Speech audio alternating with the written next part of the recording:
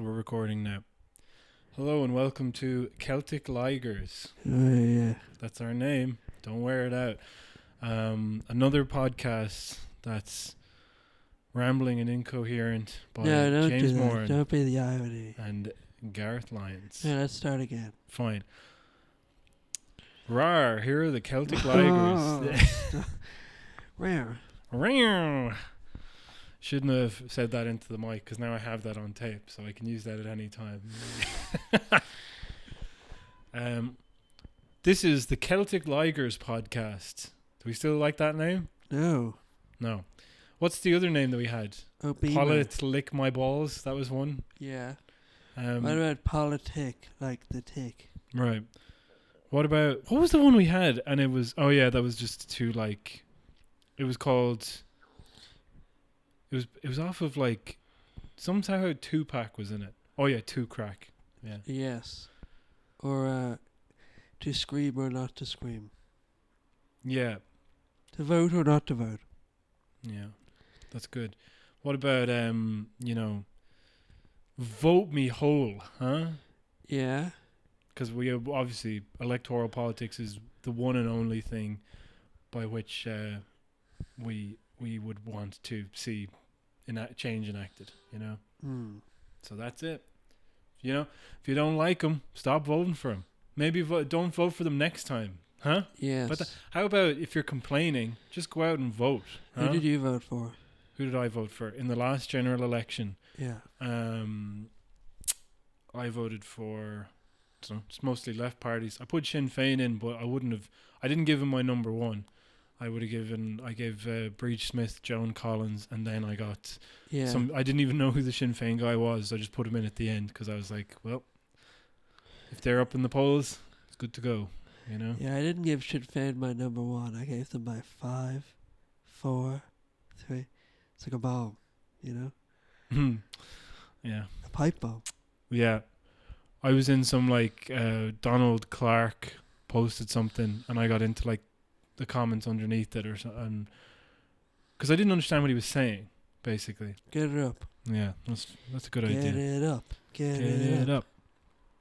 Get it up, baby, get it up. So this is the Celtic Ligers podcast, and we are the Celtic Ligers. It's James Moran over there and Gareth Lyons over here. Yeah. James, while I'm looking for this, why don't we...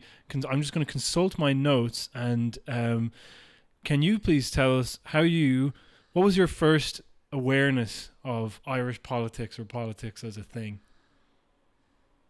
Do you know what I'm saying? No. Were you, like me, just a kind of unwilling recipient of political radio when going home in the car and being suddenly becoming aware that there was a government and things were happening? Do you know? No. Okay. Are you interested in politics? Sort of. Yeah. So, how did you vote? Oh, I don't know. Just unwilling. Just pulling fucking teeth right here. Do you know? It's a private ballot.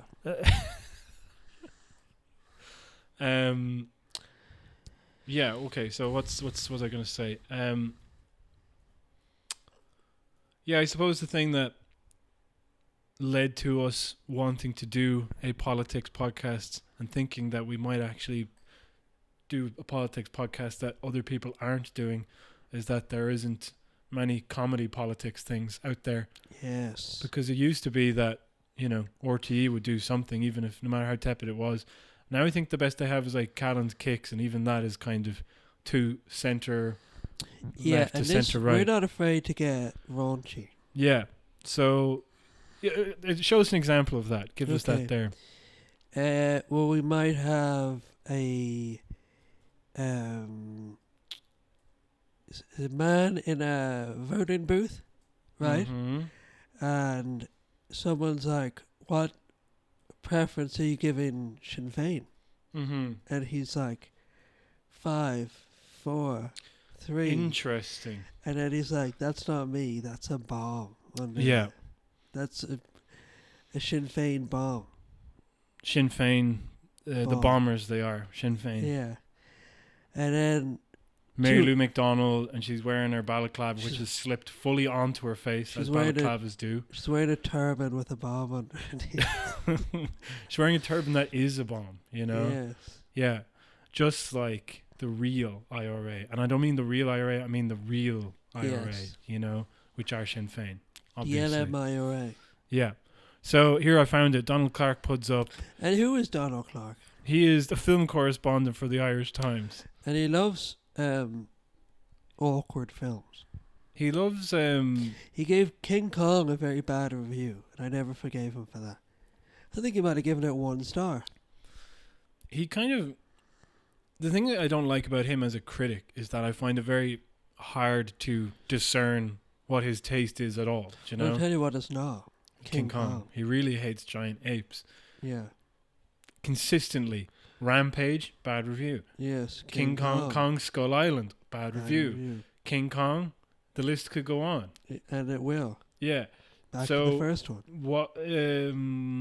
What's another movie with giant ape in it? King I guess Mighty Joe Young. He hated that one as well. Yeah. The Wrestler. George of the Jungle. Yeah. The Wrestler. Just made sure I didn't miss that one. Yeah, because he's a big ape. Because he's a fucking big ape. Oh, did I tell you, I left The Wrestler and I didn't really like it. I was with my friend and he was like, well, the reason you didn't like it is because you're not a fan of wrestling. He genuinely thought that. Really? He was like, as a fan of wrestling, I can enjoy this movie on a different level. As a fan of The Rock. Yeah. Imagine that you watch like Fast and Furious. Oh, the problem is you don't like wrestling, so you because you don't, clearly you're biased against The Rock because you don't like wrestling, you know. So I'm more of a Triple H fan, so I can't really enjoy. Yeah, he's bloody shredded. I love that guy. Yeah. Triple H. No, I don't have any feelings. What do those 3 H's stand for? They stand for hunky, human, hemorrhoid. I'm going to look this up. What does the Triple H stand for? And anyway, so I was tweeting at Donald Clark, and I said, "Are you blind? Are you deaf?" And he's like, "No." And hold on, there's some window playing. I was like, "I just thought I'd ask because clearly, you weren't able to watch the film correctly." You fucking dumdy dum-dum. You dumdy dum-dum. Alright, so let me read out these tweets. Because actually they're not funny at all. But they might get some content. There might be some here. They might get a chuckle. Yeah. I guess for people listening in the future, we should give some mild context, which is leading up to the last general election, which took place in about, January, February 2020. There was kind of like, people were just like, oh, whatever. This is a bad precedent. If the first episode of the political podcast. Yeah, it's actually about wrestling. It was like, when did the election take place? When did Triple H get the belt? I mean, I'd have to look that up because I also don't know that. But anyhow, like leading up to this election, I wasn't particularly optimistic. I thought like, we're going to stick on this pendulum swing of going back and forth between Fine Gael and Fianna Fáil. Yes. And it looked very much like that was going to happen. And then the first poll was released that had Sinn Féin pulling ahead in approval. And I was like, oh, okay. Yeah, and again, probably an outlier, And then the second one came out and I was like, oh, okay. And then it suddenly started to become very obvious, like, oh, they might actually have some momentum behind them. And it was unfortunate they didn't run enough candidates, but essentially, the hegemony, or whatever word for it, it is going to be broken in some way, shape or form once the dust is settled after this election. Sinn Féin kind of had the same percentage or whatever as like Fine Gael, Fianna Fáil, and Fine Gael made quite substantial losses, and Fianna Fáil didn't make as many gains as they thought they would. And it's just an interesting time. But so can I say something else as well? I'm going to. Can you say something? I was just going to say that we went to see Chapo Trap House in Liberty Hall last year. And sitting in that room, there's like a bunch of Americans on stage. And one of them just goes about Fine Gael, like, one of them is literally founded by a fascist party. and the place just fucking erupted, even though it's a commonly held thing. It's the first thing in secondary school that you learn, like an illicit bit of information. Yeah, it's also not entirely true. Explain. Well, like, it's not like the blue shirts founded Fine Gael. It was just like a group of people came together and like a fascist movement was involved in protecting like them Okay. in post-Civil War politics. I'm just saying it's not like the Nazi party are still around. It's just slightly more. Oh, I know what you're saying. It's like, Yeah. everyone goes, oh, they were Nazis. I know maybe you say this is a distinction without a difference, but Yeah. it's like Nazis were involved in the early days. Yeah. Yeah. But I mean, to the extent. I'm not saying it's good. Yeah. Yeah, but there is that kind of easy talking point of just going like this equals this, like, Yeah. But yeah, like just saying that though created such a response that it made me like I said, it's quite obvious. It's not even a joke. It's just an observation, Yeah. And the catharsis came from somebody just saying it, which is something that can't happen on state media. You know what I mean? That's And true. so the comedy that was there was very different to the comedy that, political comedy that we would have even gotten, but now we're not even getting that because whatever reason, I think actually since the Iona Institute payout, they've been very cagey about that type of stuff. And you could tell in the referendums and things like this that they just, they wanted to give balance where there might not even have been fucking balance because you're talking about this fringe lunatic group comprised of about 3 people, allegedly. Do I have to say allegedly? Because it might come after me. I don't know. But either way, you have this, and they have to be given the same amount of airtime as the majority of the fucking population, And the results prove that. And now, like, with the latest election, it's proven that RTE have, like, an inability to remain impartial in the face of Sinn Féin, and so there's even less likely that you will get a comedy panel show or some other political thing that will kind of be like the panel was, where it was just a kind of observation of the obvious corruption that was happening around, But anyhow, I digress. The whole point of that is that it felt like there has to be some sort of comedy outlet because, like, you see, The Daily Show, for all of its faults, even proved to be something that helped a lot of people become politically engaged in the States. And yeah, Trevor Noah was my introduction to politics. yeah, exactly. I know I think we've mentioned this before, but I still found it incredible when you go back about, I think around this time last year when Mayor Pete Buttigieg started getting kind of screen time in the primaries and blah blah blah. Yeah, do you remember before him it was that guy Beto O'Rourke. Yeah. Tuco. You're thinking of like Breaking Bad characters, Yeah, Beto O'Rourke, they really wanted him to happen, and the Pod Save Johns were all in on that, and Pod Save America. It's funny how they went from like Beto was supposed to be like the punk rock. Yeah, that was funny. And now they switched to like the nerd. Yeah. It's like went from the skateboarding guy to the guy who knows 9 languages. No, it's funny because actually the Pod Save guys don't like Beto or don't like Buttigieg. Why not? I think that they're kind of joking that he's doing a really poor Obama impression, and they just find him really dry and uninspiring. And it is interesting. I don't know why they don't like him because I don't know what was so interesting about Beto that had them kind of glom onto him, But it is funny to see them respond to Buttigieg and just be, because it's very funny because once you look at their replies on Twitter, like these people who literally like, what was it? They had their first interview on their Pod Save America podcast was Obama, who was giving his first interview after leaving the Oval Office. They had Hillary Clinton on to promote her book. They campaigned on behalf of Hillary Clinton. One of them is on the board of like the GoFundMe. He's like on the board of CEO or something of GoFundMe or some bullshit, and is advocating for affordable healthcare, Yeah. So instead of free healthcare, and so, but anyway, they post up a thing and they go, great Obama impression. And all of these people are like, you guys are so biased. You're for Bernie. And it's like unbelievable. It's like just this meltdown of Twitter discourse is very funny. But yeah, no, the point is with the Trevor Noah, they did a video about Pete Buttigieg entering the race, and they literally did a thing and they go, we tried to find out why this guy was so good. You know, some bad thing about Pete Buttigieg, but we literally couldn't. And now this is about a year later, it's like, what about the time where he fixed bread prices, or when he worked for the CIA, or when he, or when he was an alleged CIA asset, you know?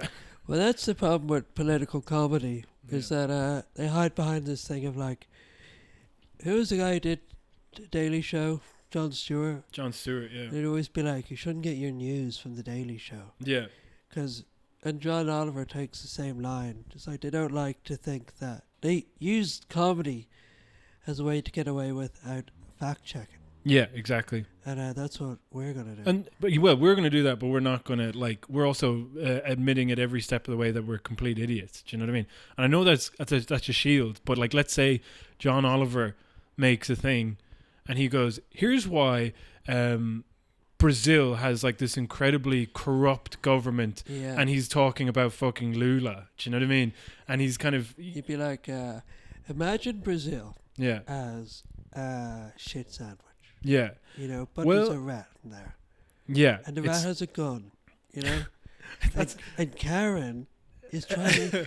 Not now, Karen. No. Just put down the phone. Karen, I'm talking to the audience. No. Yeah. No, Karen. Turns away. Looks like he's about to continue. No, Karen. Yes, classic. He always does a little fucking zing at the end. Yeah, and it's always good. It's always hilarious. Now, it's funny the way you said that, because it just made me realize that John Oliver's job is now, instead of like people who were, you know, political satirists who would excuse me, draw a comic, now they just describe it on a night show. It's like, and then the dog has a gun, and the gun says democracy on it. You know what I mean? Democracy is pointed at a... Let's do one right now, why don't we? Okay. Do a political cartoon. Yeah. Okay, cool. Okay, so where does Donald Clark fit into this? Okay, he's in a car marked O-Beamer. The O-Beamer. The Barack O-Beamer. No, wait, so read out the tweets and then we'll make a... Okay, cool. Well, so I'll just kind of give an appraisal of it, you know, because it's way too long. It'll be very boring. But here's... Read loads of time, come on. Okay, so here's this... Make it like Michael and Us, where they read out like 5 minutes worth of tweets. By the way, Michael and Us, very good podcast. Definitely check that one out. To whatever handful of people listen to this. So anyway, there's this Twitter account called Next Irish General Election, and they put out a tweet saying, apart from special occasions such as weddings and funerals, how often do you attend religious services? Answers for never by party. So Soc Dems have 61%, People Before Profit 45%, Greens 43%, Sinn Féin 29%, Labour 21%, Fine Gael 20%, whatever, it doesn't matter. It's some poll. So Donald Clark retweets this and goes, good grief, that is an astonishingly high lead for the godless Social Democrats. What does it mean, presuming it's accurate? So what was your read on that tweet exactly? Because I was like, what are you talking about? Yeah. Like, what is... So I wrote underneath it, are you saying this is bad, good, or interesting? Because it doesn't read as anything to me. And he responded, I wasn't saying any of those things. I was wondering why people thought this was so.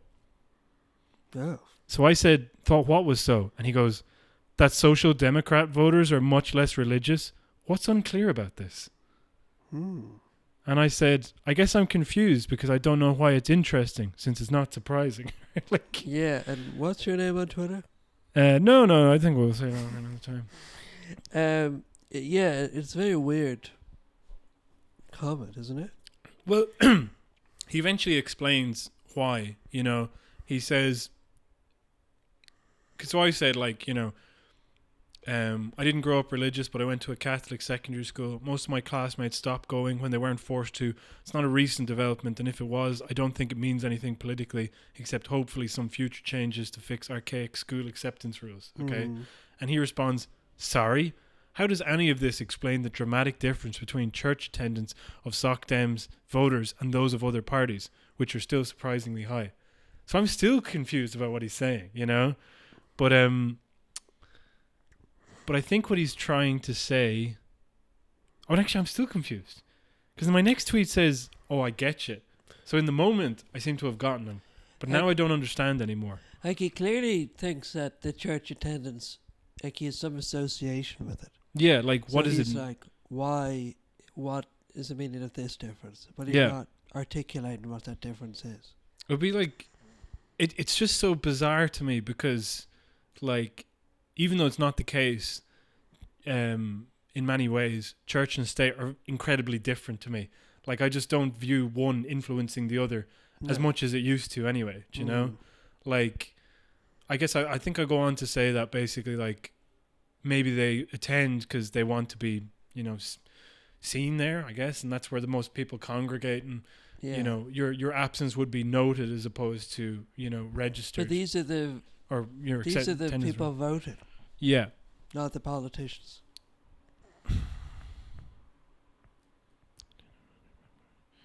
By party. See, I don't know. Voting. As in, yeah, okay. Read that again. Apart from special occasions such as weddings and funerals, how often do you attend religious services? Answers for never by party. Okay. So what does that mean? I don't know. It's meaningless. This is what I'm talking about. Like, this is the most frustrating part about Irish political discourse, is that it's dominated by, like, you know, kind of centrist dads, and I'm not trying to be that way, but basically, like, the stuff that they're interested in is, it just takes up so much breathing room. Do you know what I mean? Like, why we have, like, so much discourse about Brexit last year, and then that poll revealed that nobody gives a fucking shit about Brexit. Do you know what I mean? Yeah, like Donald Clark is sort of a cipher here. Like, obviously he's not a leading political figure, but I think he's sort of the ultimate normcore dad, isn't he? Yeah, but I think it's fair because, like, because Hugh Linehan presents Inside Politics, and I believe he's the editor of, like, Arts and Culture or something. Okay. So there's an overlap between all of this stuff. Get his anyway. Twitter up, will you? Yeah, I like Hugh Linehan from time to time. Is he the only Linehan you like? Yeah, he might be, you know. Anyway, sorry. He says, well, these figures seem to suggest that 95% or more of the population still occasionally attend some sort of church service, which is a lot higher than I'd have thought. Sinn Féin voters are twice as likely to attend a device than Soc Dem voters. So odd. And then he was like, service, not device. And then somebody goes, this autocorrect made me guffaw. Yes. I love that. I love when people say, I read this as some other word. You know what I mean? They'd be like, I read it as suffrage, not service. Yeah. Well, to their credit, I was like, that's the dumbest thing ever. And then I went back and read it and I was like, you know, Sinn Féin our voters are twice as likely to attend a device. Yes, what device? That's funny, though. A pipo. Exactly. Yes. I know I would, and I voted for Sinn Féin. I don't even like them, and I want to get a pipe bomb going, you know? Blow up City Hall. Party, really? You're going to say that on party, the podcast? Party. Birdie party. Party time. It's party time. One of the things that happened there last week was the Sinn Féin rallies, which seems to be an interesting way to... Basically, I think what they're trying to do is... Who are? Sinn Féin. Oh, sorry. What they're trying to do... Basically, because you were like, oh, here's the rally, and then they took a picture of the one in Cork, and it's all just people sitting in a hotel, and you realize, oh, it's not a rally. It's like a conference or something. Yeah. But the word rally is like, you know, Trump, you know, used rallies to great effect, but more so Bernie Sanders using that to great effect. You know what I mean? He's really like getting the message out there through rallies and stuff. And yeah. so I believe that's why they were using those words, but it allows kind of Fine Gael, Fianna Fáil councillors to just be like, you know, oh, rallies. This is a worrying precedent. This rallies. Do you know who else had rallies? The fucking Nazis. Do you remember you think about Nuremberg? What do you think comes after that? Trials? No, rallies. Yes. Okay. So anyway, So we tried to go. So we tried to go, and then we did. So I was around basically we were kind of weighing it up because I didn't really, the idea, once I saw that picture in Cork, I was like, this isn't really going to be a very like stirring occasion, is it? It's going to be like just these people saying these what are just like empty political whatever. Like I like Bernie Sanders, for example, but I don't know if I want to sit there and hear him go, and the problem is that we don't have healthcare here. It's like, yeah, cool, I get it. You're going through the hits or whatever. It's like, so we're going to sit in this room and have Sinn Féin say, the government has failed time and time again. I think it's worthwhile with Sinn Féin because, like, it's their chance to see if they can deliver on the promises they're going to make. Yeah, well, that's the thing. That's why I was like, look, what's happening here, like, if I don't go down to it or even make an attempt to go down to it, then I'm going to be a massive hypocrite, you know? Yeah. And, like, I want to be there in case something happens, but it wasn't, I just didn't want it to be like, oh, I'm supporting Sinn Féin, because the only thing I'm in support of is a break of the, you know, duopoly of Irish politics, you know? And so... yeah, I headed down and, but I saw for an hour before I was like in a cafe around the corner, and then I was like, oh, I'll head over there now. Went over there. There was like 150 people outside or something ridiculous. Yeah, it's packed out. Like all thronged outside. And I was like, oh, I guess, are we waiting to get in? And then Pierce Doherty came to the steps and he started to give a little speech, which seemed weird. It felt like Mary Lou should have come out, but you can't, like, he's a pretty rousing character, Pierce Doherty. He was there, and there's tons of videos of it online. You can see it, and definitely, like, I found myself in the moment just being like, yeah, and then going like, oh, this is so embarrassing that I'm being like, you know, feeling like motivated and encouraged and moved by somebody saying something politically, do you know? Yeah. But he was up there, and he's like, he was using the same kind of like rhythm as like, you know, you'd imagine like those people who are standing on top of fucking soapboxes are using, do you know what I mean? Where it's like, and we're going to go there and we're going to tell them. And you're like, yeah. And then some of the stuff he was saying, it's like people were like, and we tried to go in to talk with the Greens and we're still determined to go. And then people were like, yeah, you know, like nobody was particularly enthused by that. But he was like, one thing is for sure, we don't want Fine Gael or Fianna Fáil. And everybody's like, yeah. You know?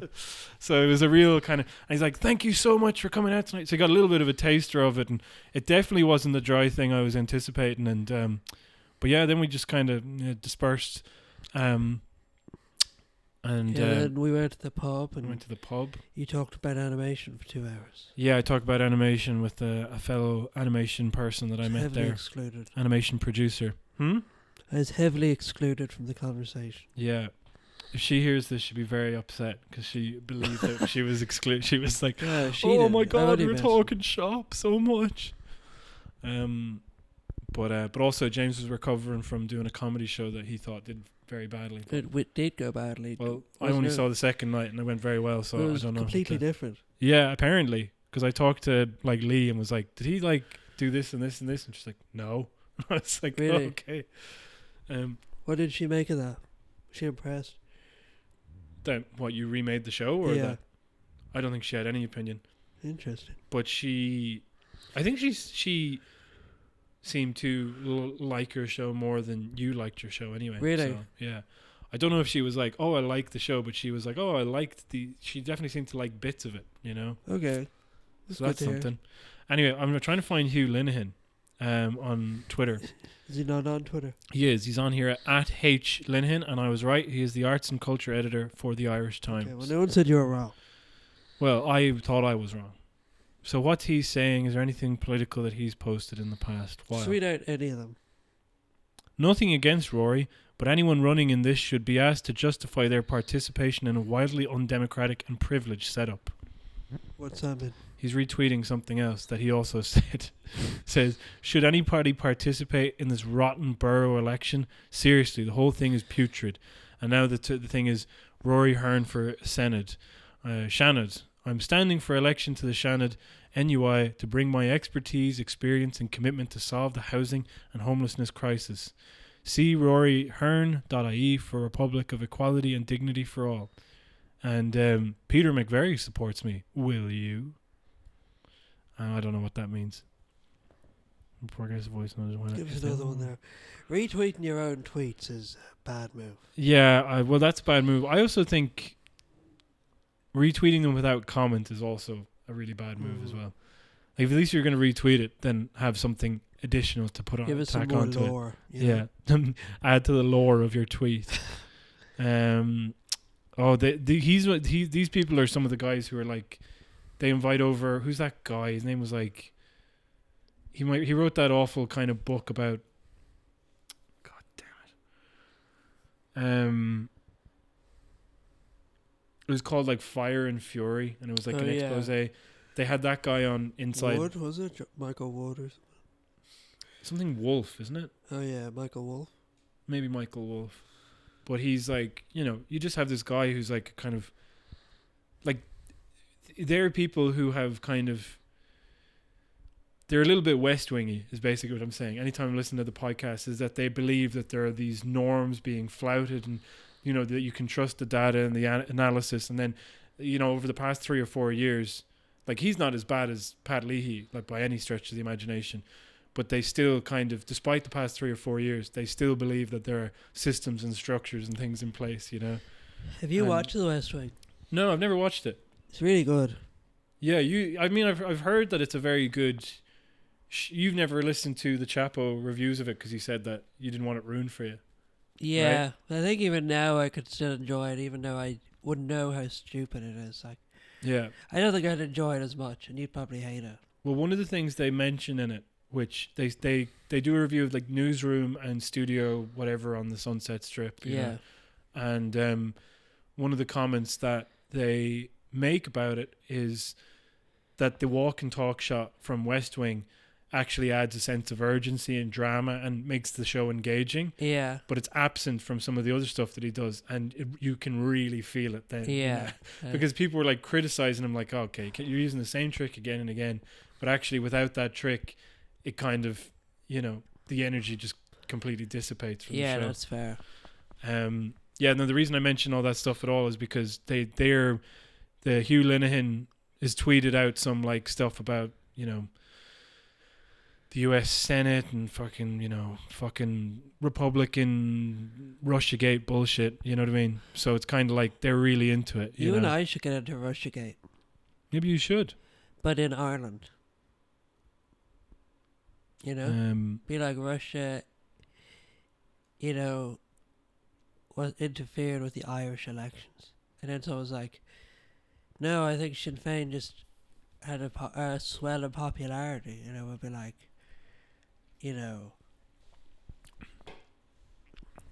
No, the reason is because they've forgotten the IRA, Yes. They've turned their backs.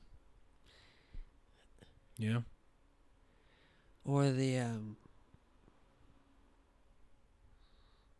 IRA. Go on. I was just going to say, I noticed he retweeted Naomi O'Leary, who's amazing, does a podcast. It's called The Irish Passport, which she's a reporter or a journalist for Politico, I believe. Okay. I should check that. But anyway, I didn't realize she was on... Oh, no, she's a European correspondent with the Irish Times now. Okay, well, there you go. But she was on the Inside Politics podcast. I might actually have to listen to it now. It's a fucking Pat Leahy. I really can't stand that man. Why? Oh, he's just so...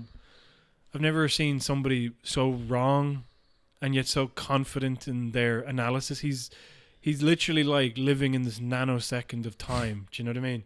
Like no past, no future. It's all you can do is kind of go, whatever is happening now has always happened, and the data shows that it will continue to happen forever. Okay. And so, like, for example, during the whole abortion referendum, he was kind of saying, like, careful with that cord. He was kind of saying, oh, they started the campaign too late. Oh, they're being too aggressive here. They need to... That was another thing that kind of got lost in time was, do you remember when, what's-her-face, Panty was saying, like, look, we got, the gay marriage referendum passed. And, I know it's tough, but you can't get so angry with these people. You need to actually welcome them into the fold. That's how I personally, Panty, won the referendum, And so, like, that was the same thing that Pat Leahy was doing. He's like, you need to calm down your discourse and stop being so aggressive online. And the polls are showing that, you know, it looks like they started the campaign too late and, you know, it's going to be this, that, and the other. Then just an overwhelming result of, like, you know, yes. And the next day he's on the podcast with, like, Una Mullally, and he's going, like, you know, well, there was just no way to predict this. And Una Mullally was like, if you actually, like, went out, like, in the world, then you would know that it was very easy to predict this. You know what I mean? Because I was listening to the podcast because it was the only kind of source of politics. I've been trying to find politics podcasts in Ireland to just kind of, like, understand the current climate. Because that's another thing, is knowing so much about American politics and nothing about Irish politics less about Irish politics is incredibly frustrating. And so I was listening to the Inside Politics podcast, and if you're listening to that and taking Pat Leahy's analysis at face value, then, you know, no wonder you're going to be, like, panicked and uncertain and untrustworthy of every single person on the island, you know, because it's like, well, Middle Ireland, you know, we can't count them out. They'll step in and they'll do something stupid, and you're like, find out Middle Ireland actually doesn't exist, and Pat Leahy is just a fucking completely insulated asshole, you know. But the other thing he did, which one of my favorite things he said, and the thing that made me stop listening to the podcast, was he talked about something Theresa May had done, and he called it he's like, and this was one of, I believe I'm paraphrasing now, but he called it one of the shrewdest political moves he'd ever seen in his 20 years of correspondence and political journalism or something like that, about Theresa May. Yeah. And about a month later, he was like, oh, actually, Theresa May's an idiot. I was like, motherfucker, like, where were you? You know,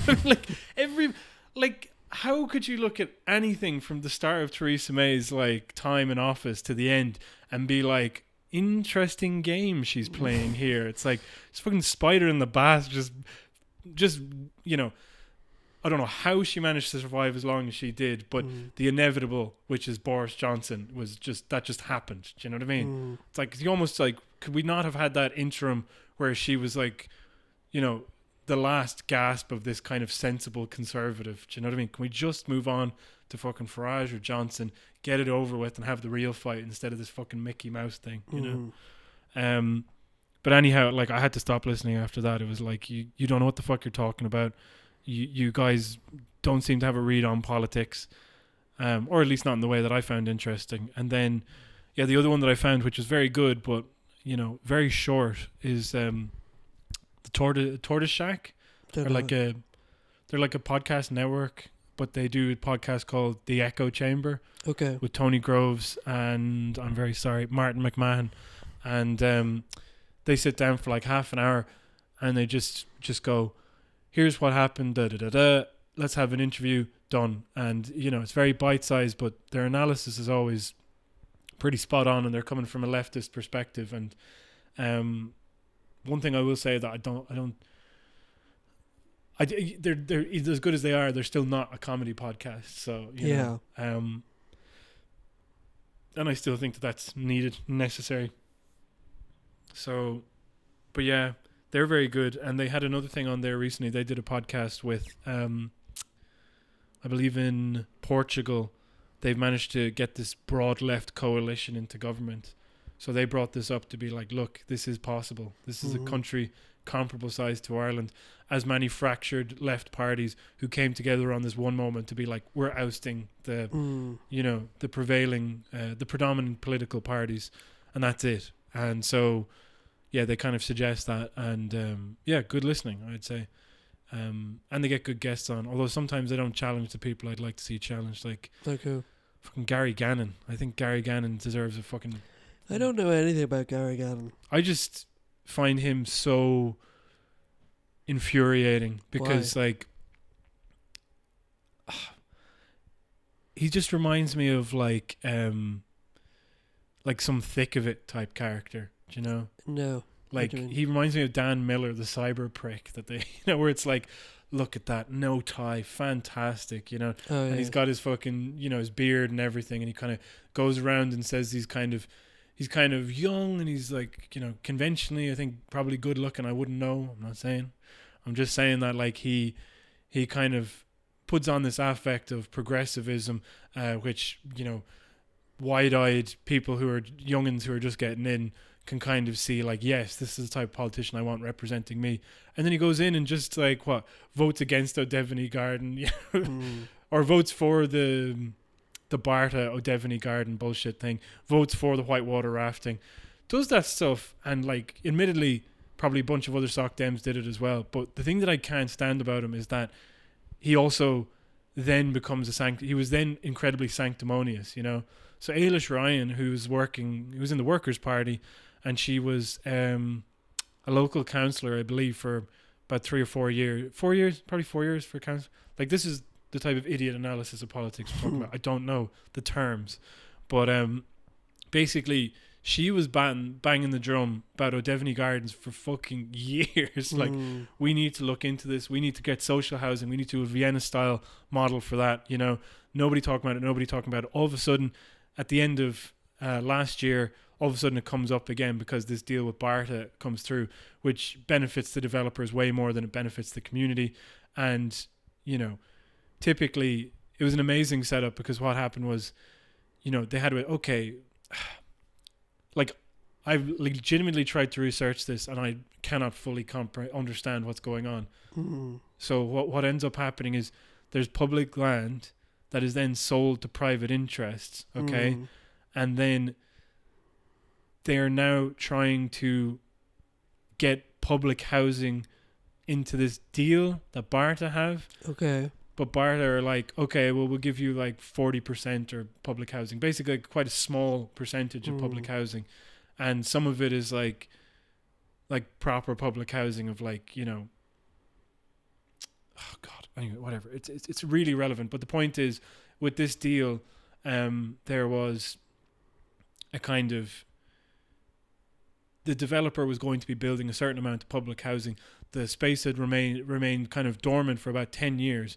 So Ailish Ryan was like, we can't give this to public developers because they aren't going to work in the interest of the community. And then other people were putting pressure on the politicians, and Owen Murphy was putting pressure on these councillors to just be like, accept this deal because this is the only one that's coming and we're not giving you another one. So some public housing is better than no public housing.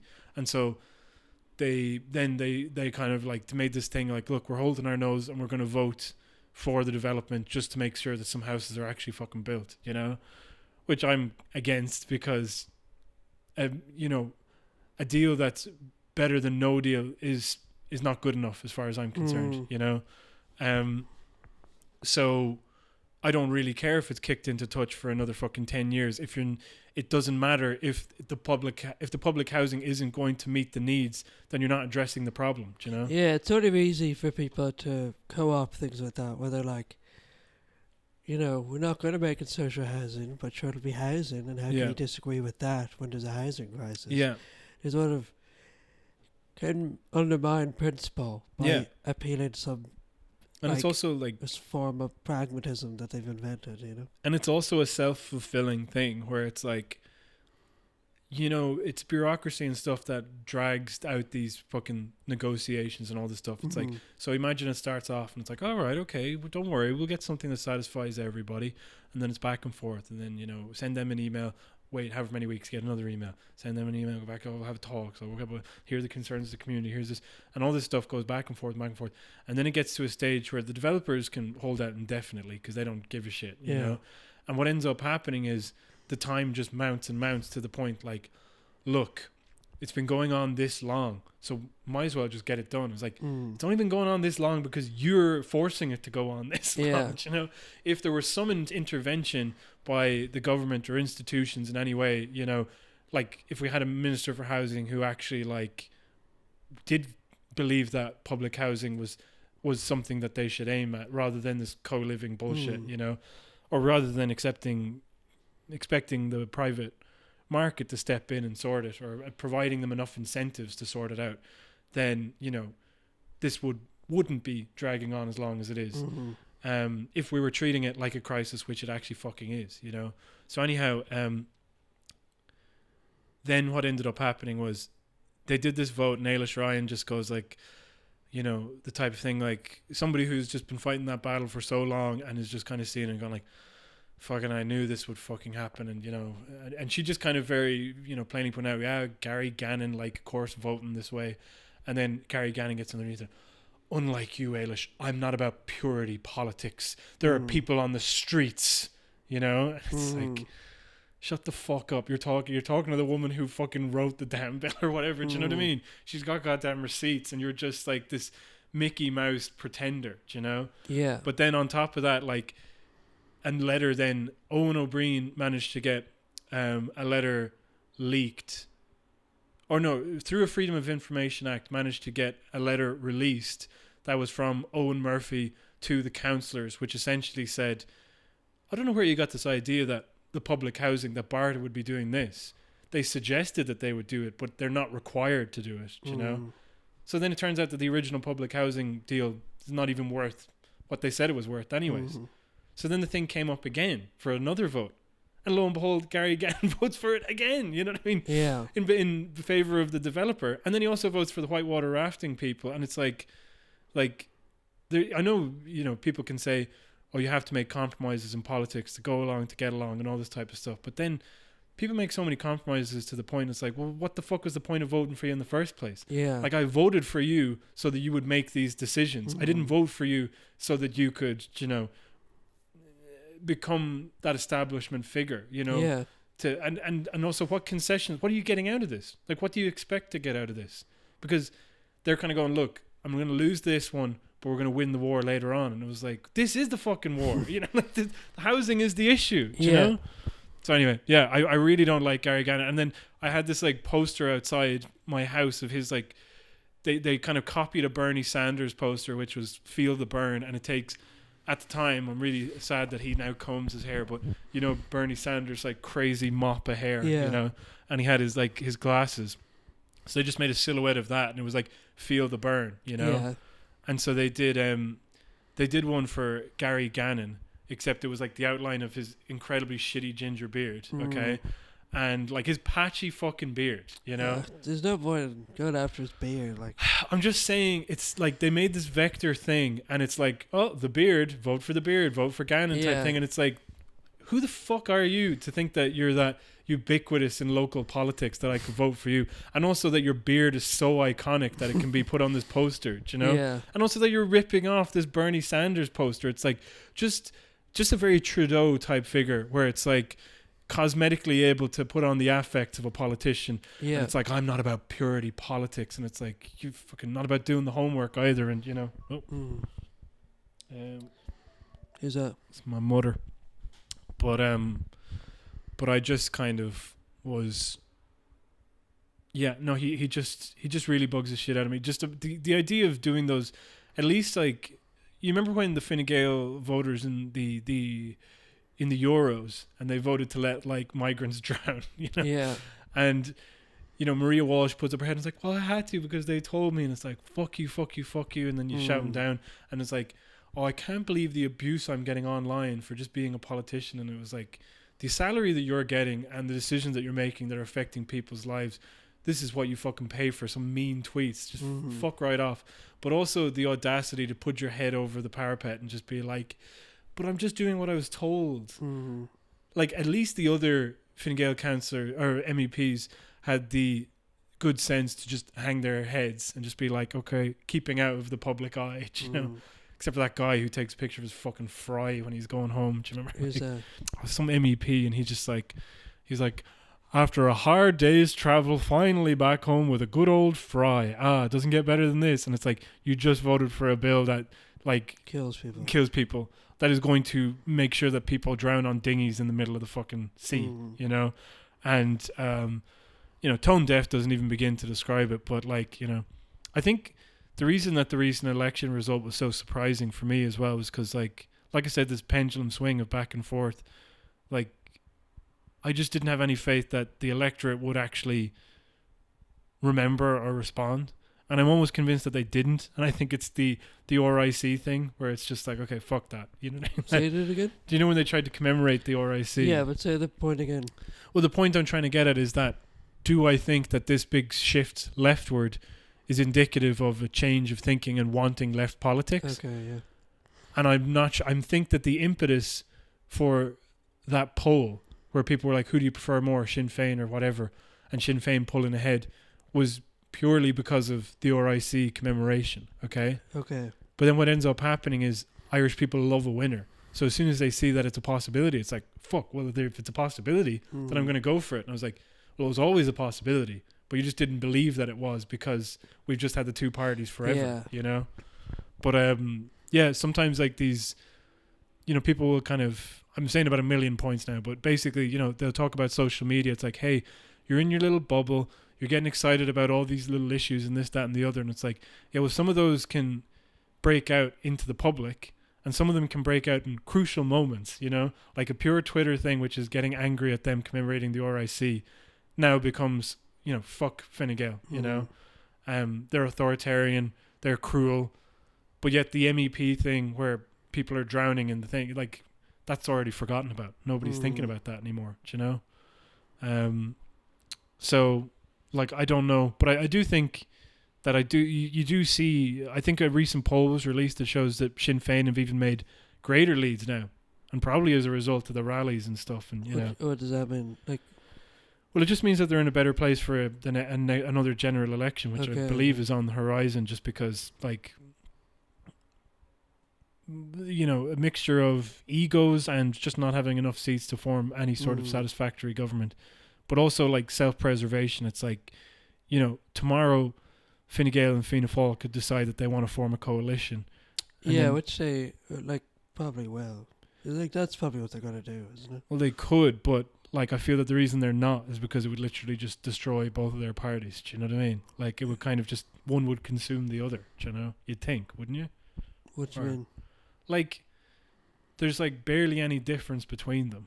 So when they had this confidence and supply agreement, which was essentially just a coalition anyway by a different name, they had that kind of separation where it's like, it was like plausible deniability. It's like, hey, look, the confidence and supply agreement, I can't do anything. I'm supporting him, but I'm not him. And then they tried the leadership debates where it's like, oh, you know, pretending that there are, you know, differences between them to kind of fool the electorate, you know? Yeah, I think Fine Gael are the ones who would be more reluctant to go into a coalition. And also the Greens.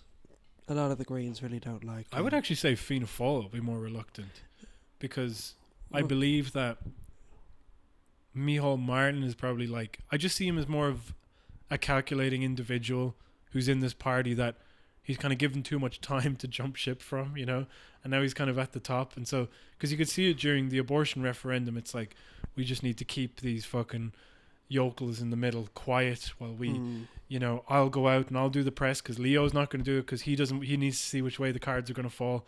I know that I'm not going to lose points for being the lone progressive in my party. Exactly. So, like, yeah, Fianna Fáil aren't going to lose points for going in with Fine Gael, but Fine Gael might lose points for going in with Fianna Fáil. No, see, I think that, because, like, with Fianna Fáil, like, a lot of the people in Fianna Fáil were the ones who were around during the crash. You know, like, they don't. Yeah, they didn't even get rid of any of them. They which don't is really so funny. have Yeah, all that much integrity. Whereas I think there are people in Fine Gael who truly hate Fianna Fáil, wouldn't want to go in with them. see, Like, I think Fianna Fáil have been out of power for a while. Yeah, It's always better to be in power than not in power. no, but I think that that's why they don't want to be in with Fine Gael, is because that would be like a lead weight around their neck, and it's like, I don't want to be associated with those people. People are already comparing us. If we go into a coalition, it means that we're essentially the same fucking party. Do you know what I mean? So they would be like, you know, they would be resistant to a coalition because they've already scraped back from such a horrendous loss, that to allow themselves to be associated with some party that's fucking cratering, you know. So what do you think their plan is? I think that their plan has kind of backfired. I think what they were trying to do is to just kind of pull a sort of Brexit type thing on it, okay? What do you mean? So, you know, the Labour, like, just ages back with Labour and Corbyn and all that, they, in 2017, they won a kind of surprise victory and kept this kind of, you know, they had a minority, you know, the Tories had a minority government that was propped up by the DUP that they bought for like a fucking bought for a huge price, you know.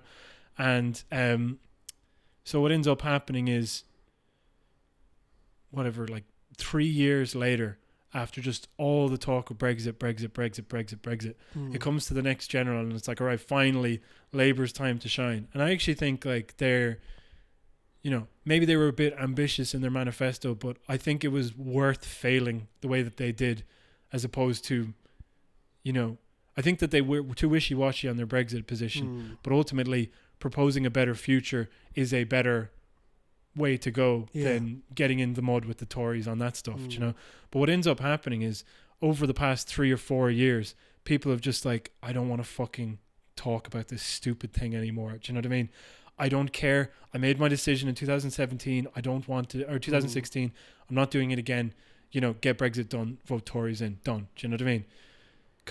So anyway, what I think that they were trying to do is to draw out the formation of a government long enough to drag up all the Sinn Féin shit and kind of just fracture the left and drain the enthusiasm for Sinn Féin, you know, assuming that they had like this kind of large media apparatus behind them, which they do, you know, and that Sinn Féin kind of wouldn't really know what to do with themselves because they wouldn't really have a plan of action. They wouldn't have anything to do necessarily because they're not in any sort of position of power, you know. But I think that they were thinking in terms of electoral politics. They didn't anticipate that Sinn Féin might actually just get some rallies together and reach out to people in different ways that are outside of that sort of political process, you know. So I think what's happened now is they were hoping that, okay, obviously we're going to go for another general, but we want the public to be so tired of Sinn Féin by the time it comes around that they'll be like, all right, fuck. Or that Sinn Féin don't look like a party that could be in government. So they'll be like, you know, okay, whatever, you've had your fun, you did your protest vote, now go back with the big boys. We've learned our lesson, we promise, you know what I mean? And we'll go into government and we'll deliver all the things you said. But actually what ends up happening is Owen O'Brien acts like he's housing minister already, contacts all the colleges to try and, in, you know, DCU, UCD, etc., to try and figure out accommodation. They do the rallies. Pierce Doherty is standing on the steps hollering and yelling like a fucking real politician, you know, and you suddenly go like, oh, actually, this is viable. And all these people here, they've come out and they're not going away. So I can feel free to be part of this movement and keep going. So what they've actually done is they've lengthened the election cycle as opposed to just stopping and starting. Do you know what I mean? So that's what I think happens, where their plan was to make people bored and kind of tired and just like, I want this to be over. But actually what they've done is they've made them realize that actually it might be a viable alternative, you know. So yeah, that was a real yammering response from me, and I don't even know if I'm. This is always going to be a podcast that's kind of about our partially engaged man on the ground approach, you know, because I don't know anything about history, I don't know anything about political science or any of this type of shit. I'm kind of going on gut instinct and kind of the evidence that I see on Twitter, you know. So it's going to be uninformed, but hopefully, you know, I don't know, people will message in and tell us that we're wrong, which would be good, because then there'd be some sort of discussion going and we'd actually be able to talk about shit. And I don't even know how funny any of this has been, but I don't think a comedy podcast needs to be joke, you know, which is why I like podcasts, you know. Yeah. You can just approach it in a funny way as opposed to having everything be funny. But anyhow. Hope we get a death trap. I hope we do. Fuck you, Deputy Stagg. Sorry, fuck you. I apologise now. All right, so we were going to do some more, but then once we got back, the energy had kind of gone. So now we're just going to wind down and do nothing. Chill out. Yeah, just chill out. This is the Celtic Ligers podcast. I'm committing to that. I think it's fun. Okay. And we hopefully will have a Twitter and shit soon. So, you know, check us out on twitter.com. Yeah. And if you type in Celtic Ligers, and if it's not us, then just type in Celtic Ligers 1 and keep going until you get us, you know. Yeah. So yeah, what else? What else is there to say? Maybe nothing. All right, thanks for listening. Bye.